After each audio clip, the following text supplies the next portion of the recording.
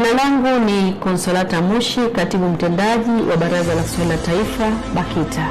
Kwa niaba ya bodi ya baraza, management na watumishi wa BAKITA, nitumie fursa hii kuwakaribisha watangazaji wote wa idhaa za Kiswahili duniani. Mwaka huu wa 2026 tutakuwa na mkutano pale Arusha ambao utaanza tarehe 24 hadi tarehe 27.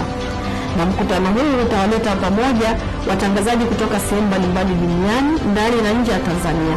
Lengo likiwa ni kujadili masuala mbalimbali kuhusiana na utangazaji kwa lugha ya Kiswahili. Lakini vile vile tutapata uzoefu wa wenzetu ambao wako nchi mbalimbali wanatangaza kwa lugha ya Kiswahili, na tutaweza kushirikishana nini kifanyike ili tuweze kufanya vizuri zaidi au tuweze kuongeza kasi ya redio nyingi duniani kutangaza kwa lugha ya Kiswahili.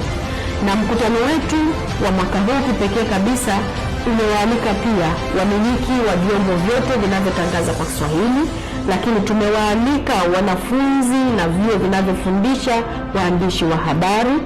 Tumewaalika watu wote wanaomiliki blogu zenye matangazo ya lugha ya Kiswahili, na tunawaalika pia maafisa wa mawasiliano katika taasisi mbalimbali za umma na binafsi, lakini vile vile katika halmashauri zetu. Tukusanyike pamoja pale Arusha. Mkutano wetu sio mpya. Kama mtakumbuka, mwaka wa 2024 tulikuwa pale Mbeya na mwaka wa 2026 tunakuwa pale Arusha.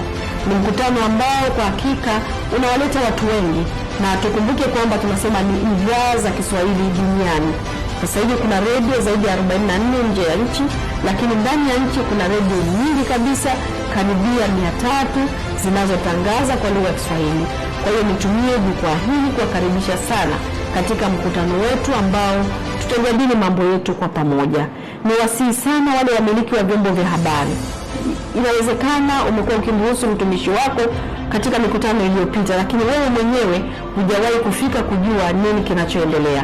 Ni wakati wako vile vile tunakukaribisha kwa heshima na taadhima uweze kufika kuona ni yapi ambayo yanajadiliwa katika mkutano huo, ni mafunzo yapi yanafanyika, na uone namna ambavyo tunaweza kuweka mawazo yetu pamoja kwa maendeleo yetu ya lugha ya Kiswahili.